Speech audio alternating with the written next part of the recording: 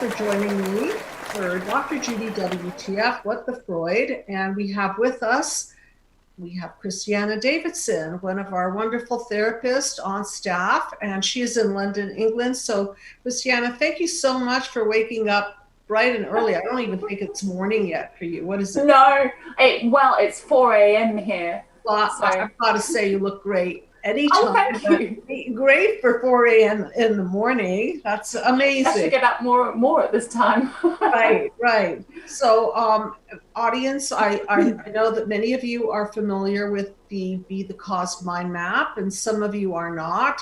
I'm going to describe it so that we can be on the same page in the analysis of the topic.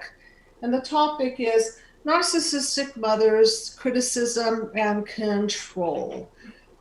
This is something that comes up a lot in therapy. And again, if you're thinking that you have a narcissistic father that's criticizing you and controlling you, just change the words in your mind. But tonight it's going to be about mothers.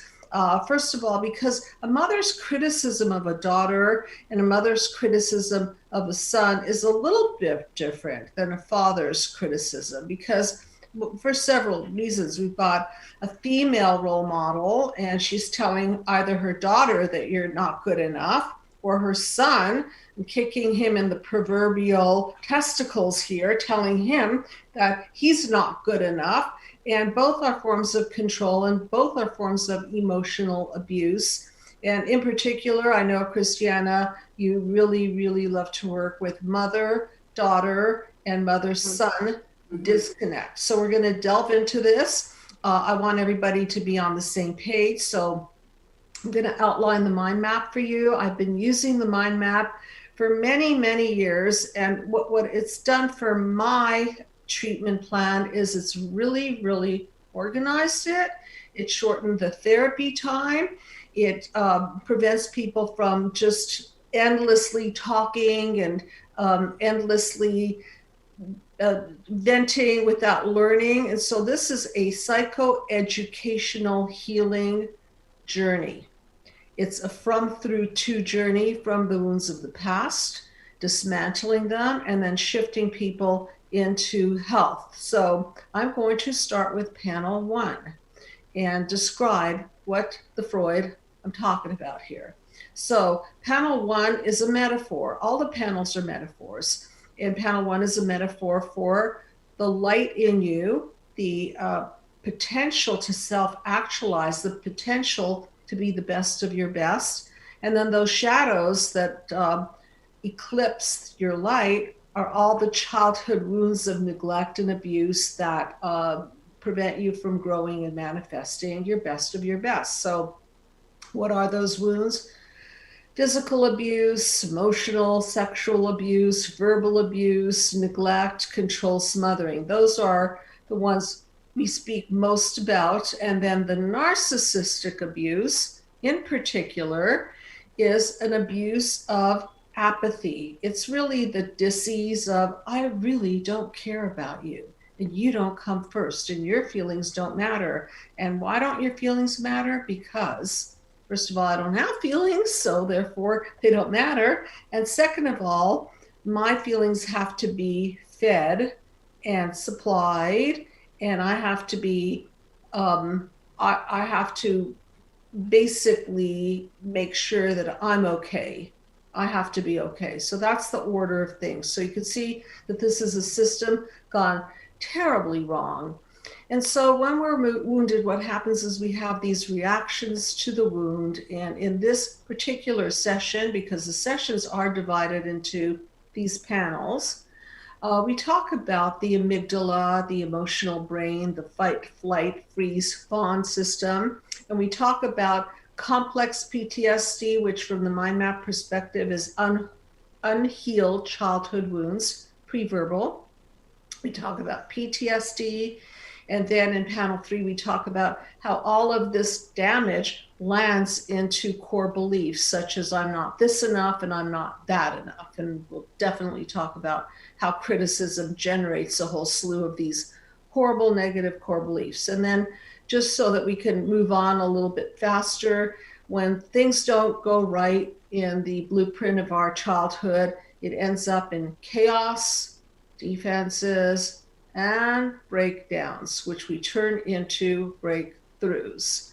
And the purpose of the mind map is to illuminate the wounds and these reactions and core beliefs so that we can allow a process of letting out the psychological poison and allow you to fully express all the hurt, betrayal, sadness, grief, etc., so that we together can close these emotional files and they won't just keep reverberating in your head as a what the Freud, because that's what keeps going on is when we're not finished with our psychological business, we keep repeating it in our heads and in our patterns. So Christiana, what are you finding in the treatment room that really inspired you to inspire me to get this topic on air tonight? Well, Dr. Judy, it's such a common feature of the mother-child, the narcissistic mother-child relationship, where the narcissistic mother uses criticism for her own best interests in the relationship with her child.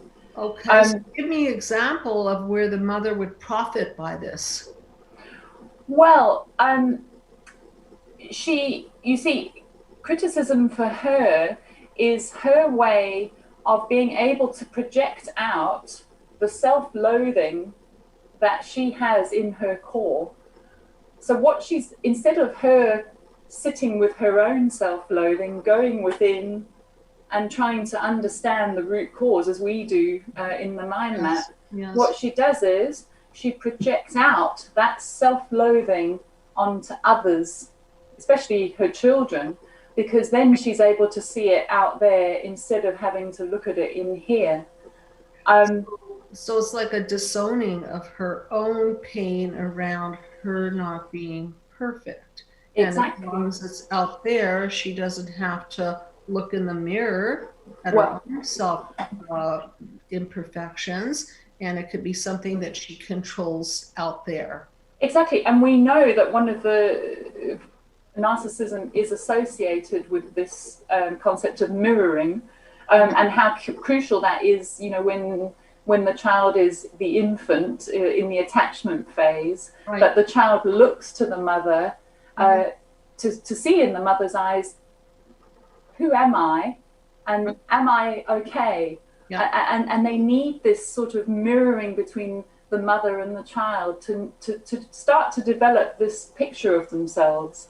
Yes. So what's happening here in the narcissistic mother-child relationship is that is a scary thing for the child, because one moment the mother might be pleased with the child, the next moment they might be criticizing the child even through their looks. Yes. So there's this sense of not being safe in the mirroring of the mother, and that's fundamentally important. Right.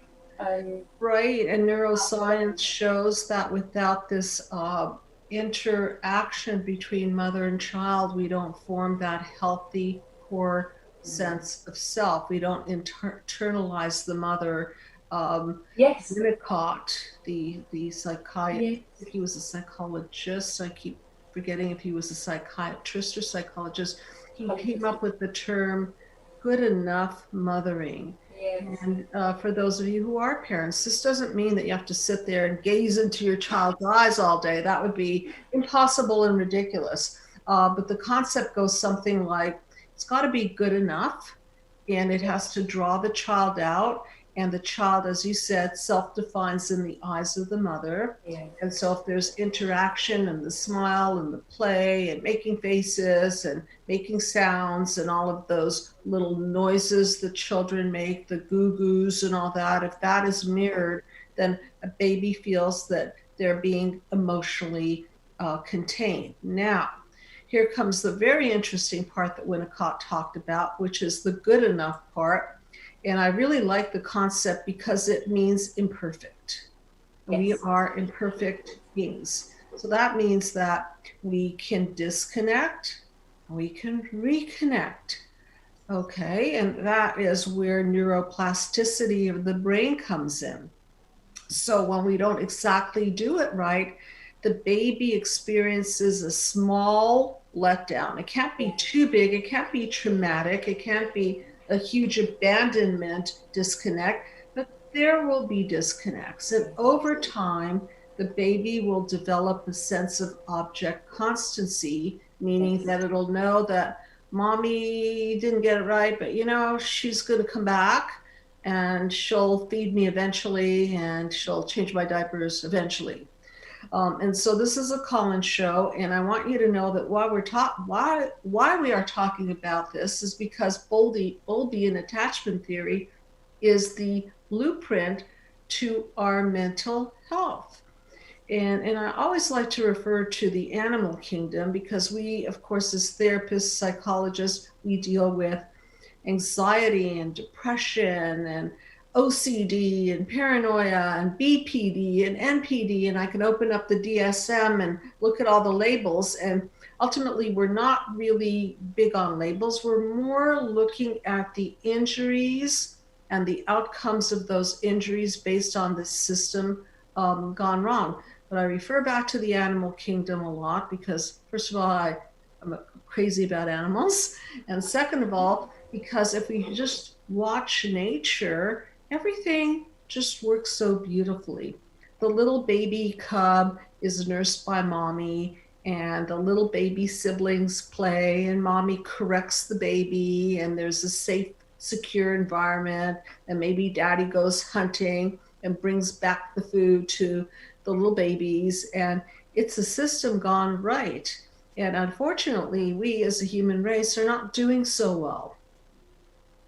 And So, Dr. Judy, it's talking about John Bowlby and this, what you're talking about here, this wonderful secure attachment environment. yes. And Bowlby set us up there and set sort of the foundation for understanding the importance of attachment. And then there's sort of a new wave of attachment now that agrees 100% with that, but not only on the 100% constancy of the mother, as you were saying, Yes. but it's actually what's the key in the attachment relationship is the ability of the mother to notice when the child is dysregulated, when there's been a little bit of a break in that bond. Correct. And she's able to come in and soothe. But you see, with a narcissistic mother, they're not attuned to the child, and the child knows it. The child can pick up that the mum's not fully present, and so the mother, in fact, is looking for the child to soothe her, as we've said previously. That it's a reverse relationship here. So it's a reverse form of attachment. Yes, and there's so many forms of this. So control and criticism come in many different forms. And sometimes mothers are better mirrors to their babies when they are small. And then when they start becoming prepubescent and pubescent teenagers, then the emerging beautiful teenager could, for example, become a competition to the mother. So what happens here is if mom is not really comfortable with her own sexuality, if she's aging and if she's having trouble with dad, then this could be a threat to her, that her daughter's emerging beauty and sexuality is presenting in her own home. And so she may want to narc out, eliminate this child's sense of growing sexuality, sensuality. And this is just one example, but it's a good example because I know that you deal with people like this. And the envy is so sad. And so it might look like control and criticism by controlling and criticizing the daughter's sense of self. So the mother might say, "Oh, look, you're getting a little fat, and those pimples on your face are very, very unattractive." Or, "Look at your sister; she's so pretty. Her hair is so soft, and look at yours." It's so frizzy. What's the matter with your hair this morning?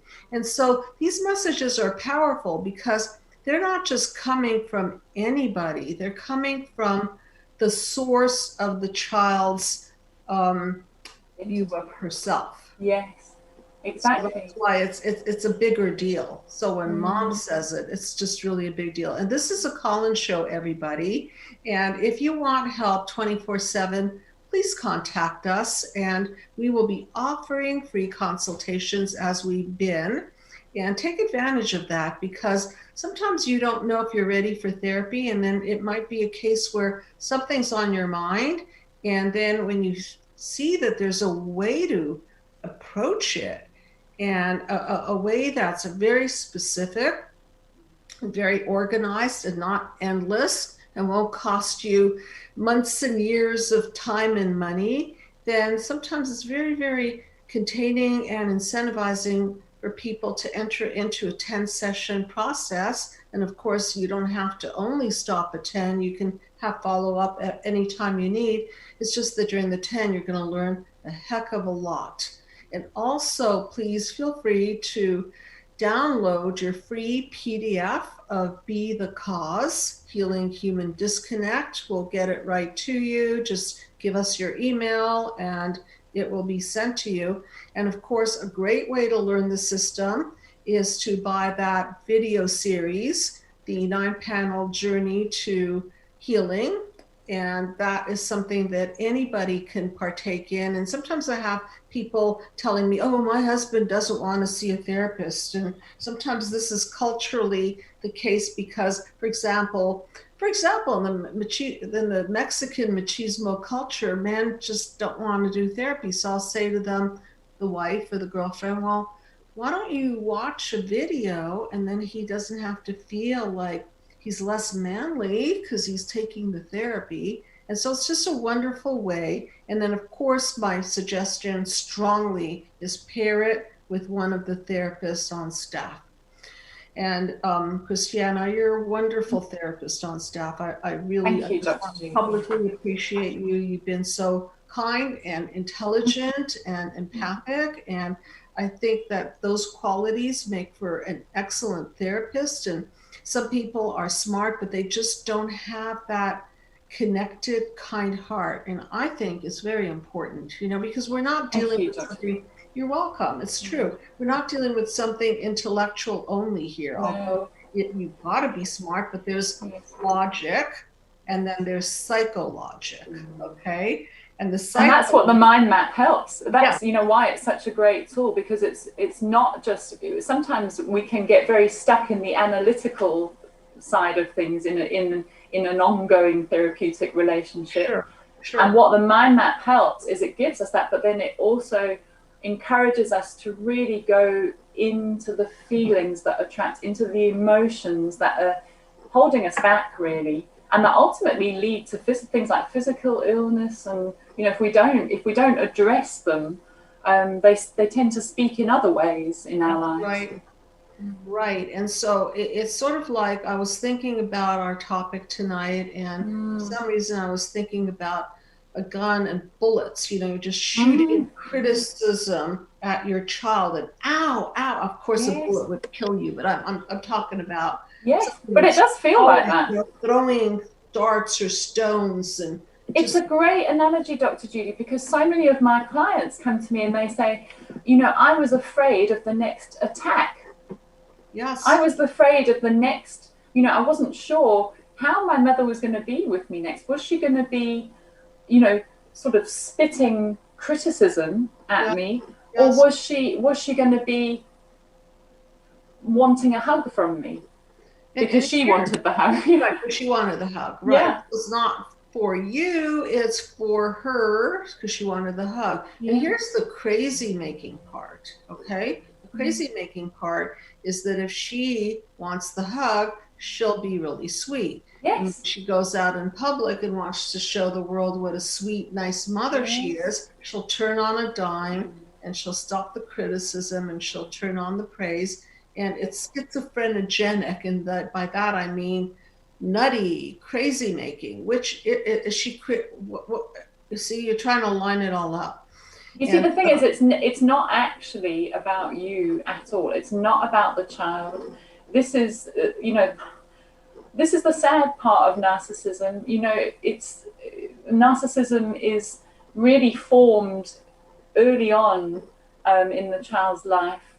There's a terrible emptiness in their early years, and how the narcissist copes with that is they look outside of themselves and take bits of things that they like from others, and they try to form this false self, which is a defense mechanism, really. It's a protection against this terrified inner core, fragile inner core, full of self-loathing and hatred in the core. So behind the mask, and I did a whole show on it, and I want to repeat parts of it because it's that important. So what is narcissism? Narcissism is a system gone wrong, where the mother or the father or the caretakers themselves have been narcissistically injured, and so therefore they lack empathy. Yes. Which is the ability to feel for another human being. Yes. Okay. It's even I was thinking, also it even goes further than that. The sad part of narcissism is that, and I think Freud said this in his paper on narcissism, he came to the conclusion that ultimately narcissists are unable to love. And I mean, if you sit and sit with that for a minute, somebody is unable to love another.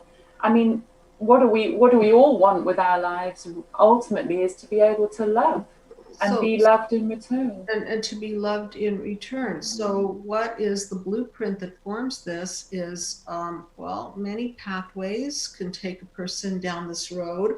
One is where the parents don't have empathy and they don't model empathy, and they're using their child as an object. Now, some of these children become very, very empathic and people pleasers and so on. And some of them just mimic their parents and take the blueprint as is, and if you can't beat them, join them, right? Identification with the aggressor, so to speak. And then the other way is, so there's the ignoring, and then there's the spoiling, where the child is so spoiled that there's an unearned sense of entitlement. So an over-idealization of the child without letting the child experience disappointment. And then the other way is that they don't get their needs met, what we were talking about, all of that, along with the other cases that I was talking about. Their needs are not met, so they're starving.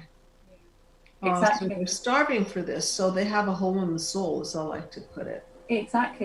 And they're stuffing it with people, they're stuffing it with food, they're stuffing it with alcohol, they're stuffing it's almost like I almost have this image of the narcissist almost putting a whole line of toys in front of them, which are actually people.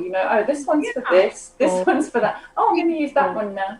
Things, people, food, things, actions, porn. To keep that false self. Correct. So the show that I did is titled, I believe it's titled something like The Double Mask of Narcissism.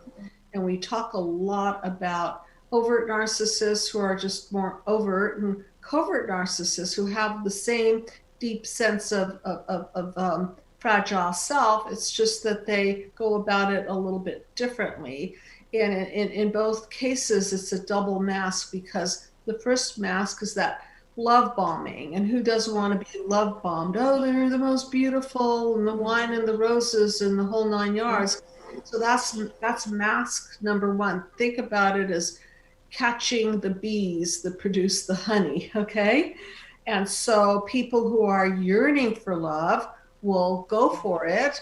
And then there's a toxic tie, because now they're in love. They're in kind of a psychological bondage, because there's a bond that forms. And why is it toxic? Because it's not a two-way street. Not a two-way street. So one is very, very involved and bonded, and the other one is more on the spectrum of using the person, Mm-hmm. and they could take the person or leave the person, because if the person leaves, they'll just get somebody new. And oftentimes they already have someone new while they're in the relationship with that person. So that's what makes it so nasty, because ethics go, you know, Yes. you can have affairs and cheat, doesn't matter, because it's all about them. And that highlights a key aspect of this. Having a critical mother, the relationship with a narcissist, it's unsafe, and you know it. Correct. And this is where the PTSD begins, because you're PTSD and the complex PTSD. Now I'm yeah, talking about what happens to the criticized child. yes, The criticized child will grow up to be an adult seeking love, or an yes, adult that has trust broken and doesn't believe in love and will just use people. So this is the outcome. What I'm talking about is the outcome here. So on one extreme, you have people pleasers. On the other extreme, you've got people who are using others in the service of self. And again, this is on a continuum. So I want people to understand that there's this broad continuum, and people may show narcissistic features. yes, We all have narcissistic features, and we all have every aspect of the self. And so with these injuries, it's just that they're exaggerated because they come to the surface, because the defense mechanisms yes. um, are different. And it's clients often recall how the mother is not just critical towards them. There's a sort of critical spirit Yes. that the mother inhabits within the mother, um, and this sort of plays out in her relationship with her children, with her partner. Often there Yes. can be a real criticism of the Could, partner, could but be. also in her relationship to the world at large. So there can be a constant criticism of other people and how they're managing their lives, or what's happening in the news, or constant criticism about, I don't know, the person down the corner store who, whatever. There's a critical spirit that it has such a negative impact on those around them. And so unsafe to share with a person like that. And so Yes. unsafe to say, Judgmental, Mom, isn't it? I'm really worried about my acne, and what should I Yes. do? Because there's not going to be a response. So, honey, let's Mm. deal with this together. Let's take you to a dermatologist and see what they can do. It's just like, yeah, I've been noticing how bad it is lately. Yeah. So I want Um, to open it up to call-ins, and mm. call-in show, everybody. So would love to hear from you. So we'll be Good. quiet for a minute and see if there's anybody out there that wants to share a little bit about their life. So please do call in. Okay, so we'll continue our discussion, and we are interruptible. And so if you have a thought or a question, and this is a really big part of why people come to see us, because what happens as a result of criticism is it creates what I term the psychovirus. Okay, so what's the psychovirus? Is that we internalize this criticism that our parents inject us with, infect us with, and then it reverberates in our head. So instead of, a child would hardly ever say, Mom, you've got horrible parenting skills. How dare you call me fat in front of my friends? Or, Mom, what's wrong with you? Comparing me with my sister? That is just such bad parenting. And that's going to leave a scar. I mean, who talks like this? Okay? Exactly. Or, Mum, every time we have a lovely occasion, you have to criticize something about it and spoil it for us. Right. And children, again, back to Alice Miller's brilliant observation that the child would rather protect the mother and turn the aggression upon him or herself than to attack the mother, because to attack the mother is a whole nother problem. You don't criticize back the mother. You don't criticize her for criticizing. That would be a bad deal, because she's the source of your food, your shelter, your schooling, your presence, your everything. Okay, so try to preserve this. Yeah, and that's why the mind map's so helpful. You know, for anyone out there listening, you know, what happens is we're able to sort of see the self-image that you were formed in or groomed in through the criticism of your mother, the praise and the criticism, and we're able to see it for what it was, a projection from her. And then what happens is we're able to sort of let out more safely. Right, that's journeying down the yellow brick road of the mind map. But before that happens, what happens is that the child internalizes the lies. So she will be thinking, I'm not pretty enough, I will never be loved. I'm not smart enough, I'm too fat for people to pay attention to me. I will never be successful. I will never this, I will never that. And there goes those core beliefs. Yes. So those, it really is, you know, with a critical mother, there's this, what's set up is this sense that I am never good enough. Nothing I do is ever going to be good enough. But it keeps you coming back, though. It's almost like a carrot dangling for some reason. Yeah, you know, let's talk about intermittent reinforcement, because this is the most powerful schedule of reinforcement ever. You see it in Vegas, where you put your little dollars in, or your $10 chips, or 50 or 100 or whatever, and the machine is gobbling it up, and you're just, oh my goodness. And then out falls a few little chips, and you think, yes, and then you put a whole bunch back in. So same thing with mommy dearest. So she's critical, and then along comes her girlfriend, and she just drops in and says, oh, my daughter is so special. Do you know that she won the spelling bee? Yes. Okay, so why is she doing this? Because she wants to show up what a great mother she is and how smart her daughter is. Yes. This is intermittent reinforcement. So you made a point that the daughter will come back and try to please, because that's the confusing part. Once in a while, she'll throw in that compliment, not because, right. She'll also, you know, on one hand, she might praise in front of others, but then you can get home and she'll be criticizing you because of potentially outshining her. Right. So this is where it's crazy making.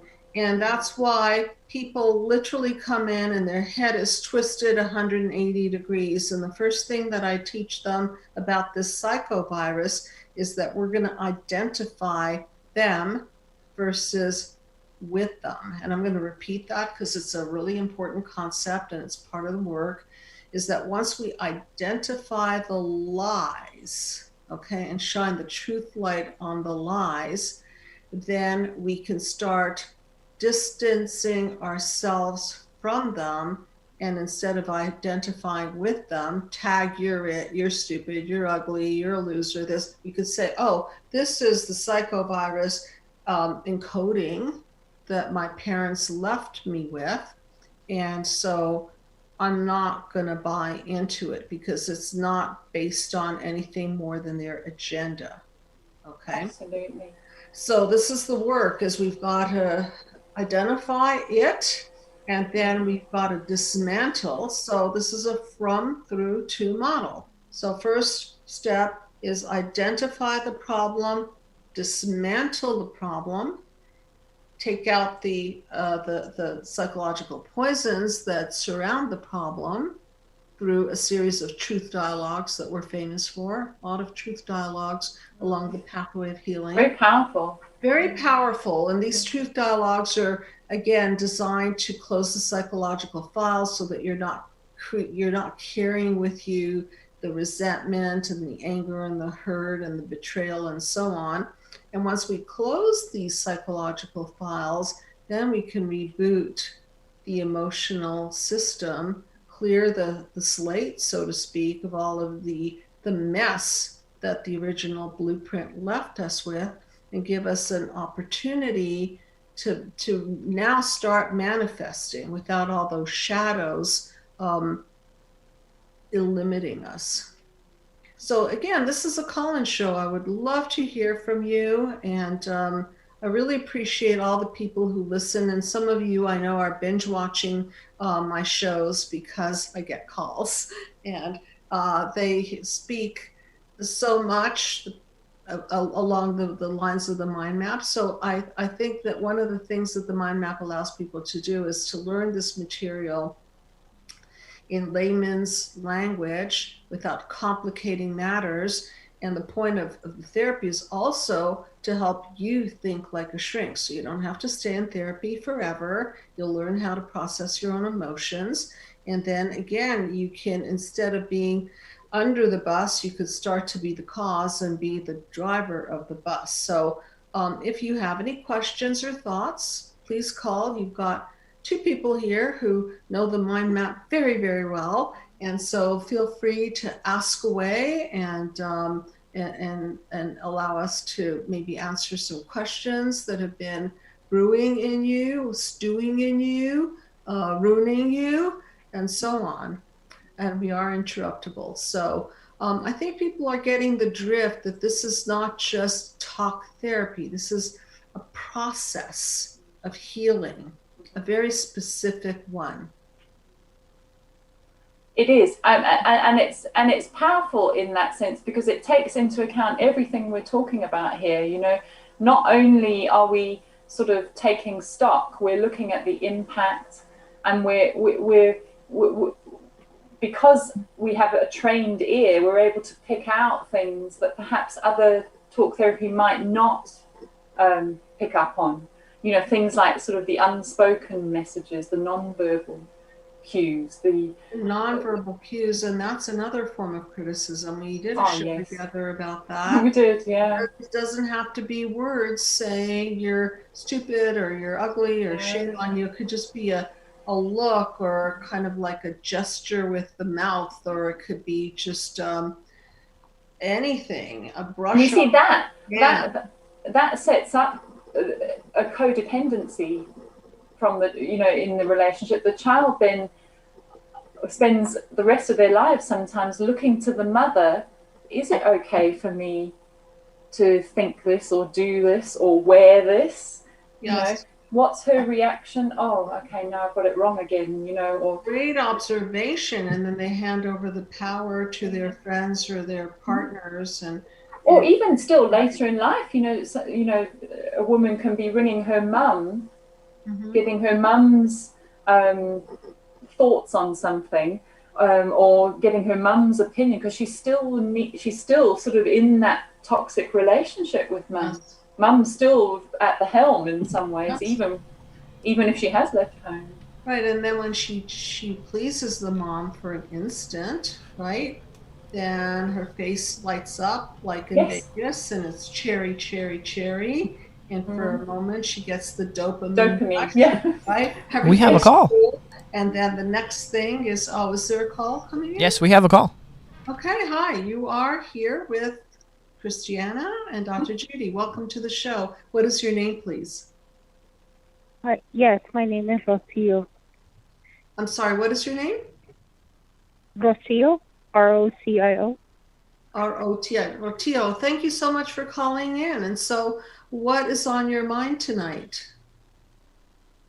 Well, like you were speaking, and that, you know, that about a critical mom, and, you know, just growing up with a narcissistic mom, and it's been really rough. And it's just like you said, you know, somehow they say something supposedly nice, you know, like to show off to somebody.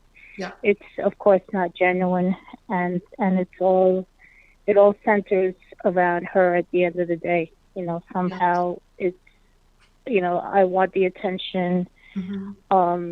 It's all about me, and she's very jealous of me, always has been. That's And part of what, yes, that's part of it. She's jealous of you. yes, and I even like I used to belong to a religious cult. We were both in the same cult, and socializing was a big deal, you know, before and after the meetings, whatever. Sure.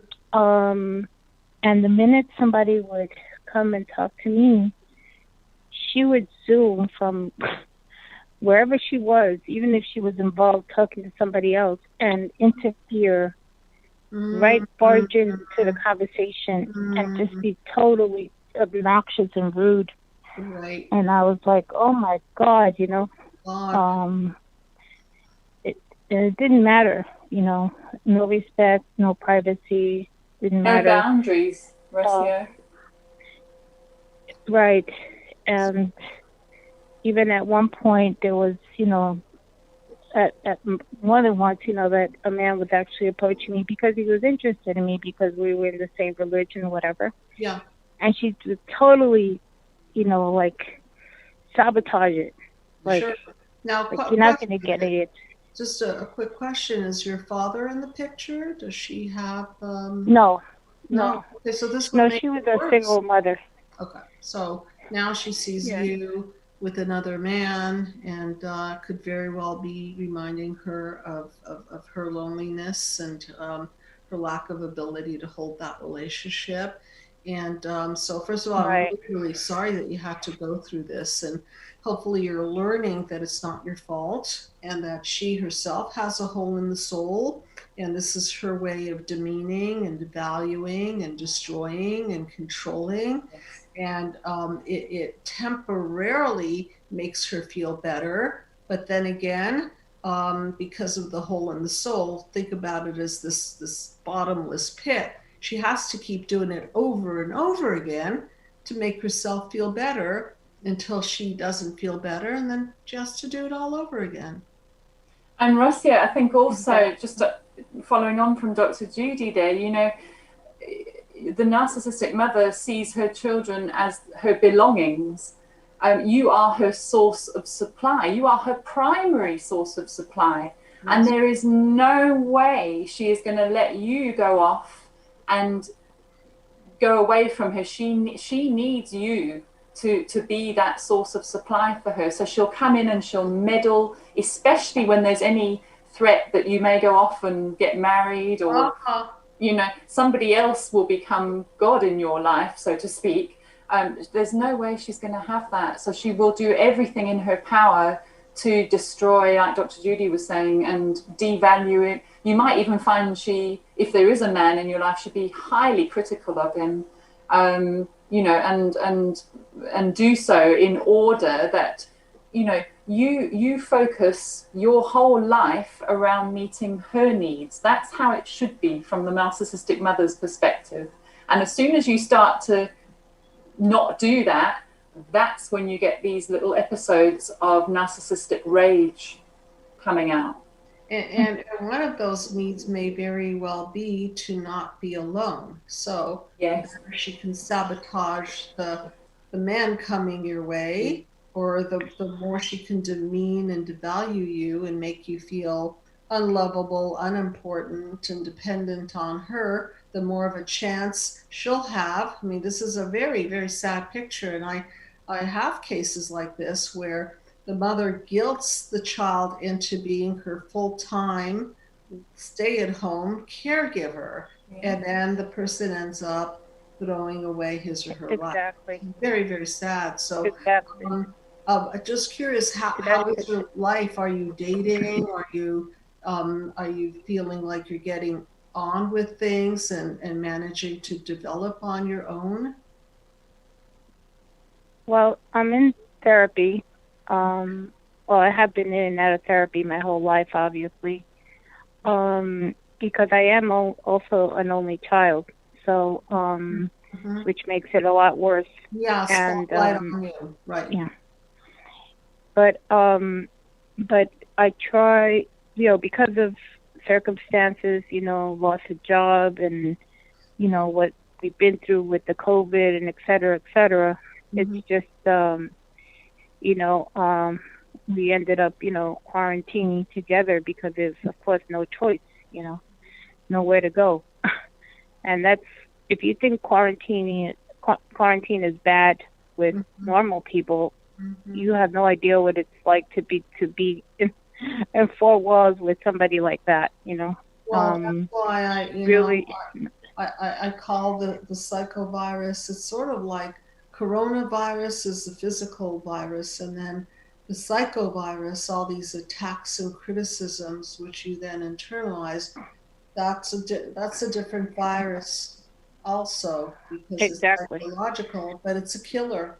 It is a killer. It will absolutely destroy you, mind, body. In fact, some neuroscience is showing how, being in the presence of negativity or criticism, it actually affects us on the cellular level. Sure.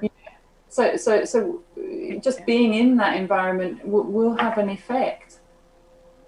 So what? Right. They're kind of like bloodsuckers. They just suck everything out of you. Yes.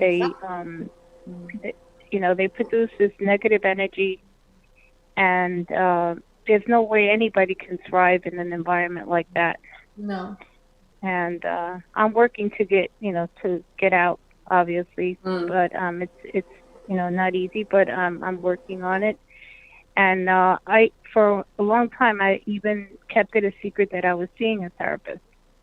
Okay. And one day she found out. Huh?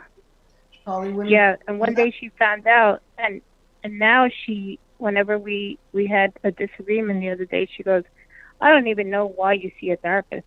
Obviously, they're not helping you at all, because you're like worse than ever." Ooh. And I'm like, oh God. So she did a double whammy there. She tried to eliminate the therapist and eliminate your self-esteem all in. That's a pretty down and dirty shot right there, wouldn't you say? Yes, totally below the belt. Totally below. So I don't know. Do you have a copy of my book, Be the Cause, Healing Human Disconnect? No, but I am going to get it. Yeah, ASAP. And in there is a in panel number 7, as a matter of fact, where I talk about the paradigm shift. I talk about synergy versus the vampiring effect, and I think you will see what you're talking about written in that particular. I don't call it a chapter; I call it a panel. And in panel number 7, there are synergistic relationships where two people get together and they support each other, and they're really putting each other's light to each other's light. And it's a 1 + 1 is greater than 2 phenomenon, meaning that each person is better as a result of the relationship. Now, with narcissism, it's not 1 + 1 is greater than 2. It's 1 + 1 is less than 2, and sometimes even less than 1, because they rob you and suck you dry and vampire you. So at the end of the journey, you feel even less than when you started the journey. And if you're the child of this person, then it's just a constant. So it's just so painful. I'm really glad that you're in therapy and that you're extricating yourself from the situation. And are you in a position pretty soon to move out and have your own place? I'm hoping that within probably 6 months I'll be able to do it. Okay. Yeah. Because this doesn't get better. It's just, yeah. That doesn't get because better. it's just an impossible, unbearable situation. Absolutely.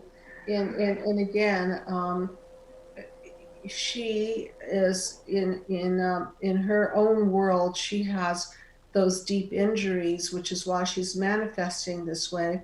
But that's not a reason for you to continue to put up with it. So even though that person, on some level, you could say, "Oh, I get why they're that way. Their parents treated them like this, or they were abused," so on and so forth, doesn't give anybody the right to demean, devalue, and destroy. And now it's up to you to start having boundaries and moving away from that so that you can start to grow again, which I'm sure your therapist is showing you that this is really too toxic an environment to grow in. And Rotio, I guess, oh, sorry, carry on, sorry.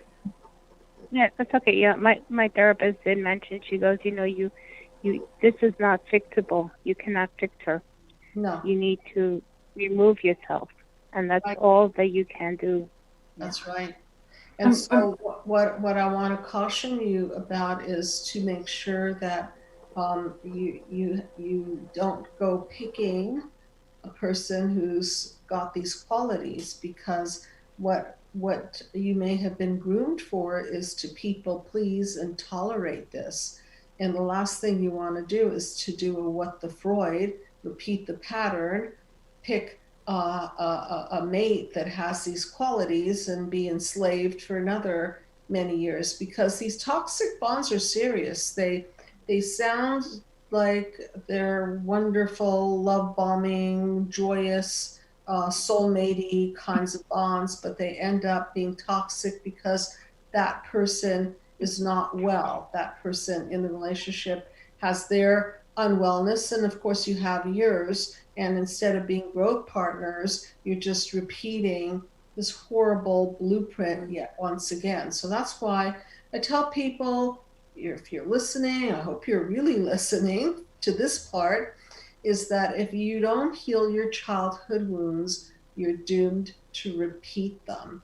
And people shrug their shoulders at that, like, no, I'm not going to do that. And then years later, I'll hear from them, and you know, they'll say, you know, my daughter, you were right, she never got help, and now she's in another abusive relationship. And you see, things don't just heal on their own.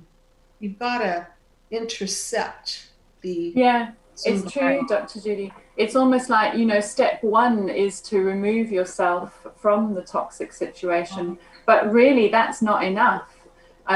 It's then that the work really begins, because what happens is, when we've grown up in a narcissistic household, is that we've internalized that parent who criticized us, who demeaned us, and when we're no longer with them, then we take up that role internally and demean, devalue ourselves, which then makes us vulnerable to predators or vampires, as Dr. Judy mentioned. Right. So what we need to do then is to really become aware of the main sort of messages of criticism that your mother gave to you, sort of be aware then of how I'm repeating those to myself, and then begin to change that inner rhetoric to discover a sense of assertiveness for yourself, a sense of encouragement, and a nourishing, nurturing voice within that you always needed as a child but weren't able to get, unfortunately. And I just want to add that I find that affirmations do not work, because the psychovirus is so deep into the psyche. You can't just balance it out by saying, I am wonderful, I am beautiful, I am smart, I am this. It doesn't work that way. We have to dig in there and really... yes, we do, yeah. But identify it and dismantle it, not just slap over an affirmation to get rid of it. And just a couple of more comments, that it is a little different when mother-daughter criticism takes place versus mother-son, or father-son, or father-daughter. In the case of mother-daughter, a lot of times we see the envy behind it, doesn't want the young lady to emerge into a beautiful, successful, sensual, sexual human being. In the case of a mother son, sometimes she's projecting all her anger about her father, her husband, or the man that left her onto the son. Okay, this could be with the daughter too. And again, reminding everybody that consciousness is causal. So if a child is in the world out of the consciousness of I never wanted you anyway, that's a really, really heavy projection onto the baby.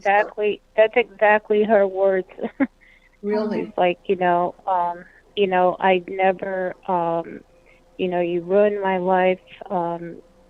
you're just like the piece of crap, you know, that your father was, and oh my just God. spewing a lot of hatred, and that, you know, regarding my father, my biological father. So, you know, like you said, projecting the resentment that, you know, that basically she was, you know, unwed and, you know, pregnant or whatever, and right, you know, and projecting that anger and taking it out on you know, on the child. And exactly. And so, you know, so it was always felt like I didn't have a home, like I didn't belong anywhere. So look, And I'm reminding you, and I know we only have a handful of minutes left, but I'm reminding you that this is not your fault. However, it is something that you soaked in to the fiber of your being, okay, which is not your fault. Right. You do soak in these messages. And I think when you read the book, Be the Cause, and if you get the video series, which is a visual explanation of the book, and along with the book, it's quite a breakdown of the system gone wrong. You'll be able to identify things more clearly, and so that you don't have to buy in to the system, and so you can start to dig yourself out. So I want to thank you for sharing what you've shared to people, because I think there are many people who can identify. Thank you both. Thank you, ladies. Thank you so much, ladies, for listening as well. You're welcome, and feel free. And you're helping a lot of people. Thank you. I appreciate it, and we love to. So it's our pleasure. Okay, and Christiana, good night. Christiana, thank you so much for getting up so early in the morning. You still there? Hello? Have we lost you, Christiana? Okay, so anyway, I want to thank Christiana for being with us tonight, and hopefully I'm still on air and not lost to the audience. And feel free to take advantage of that 15-minute consultation and reach out for help 24/7. So thank you, everyone, for joining, and I'll see you next week. Good night, everybody.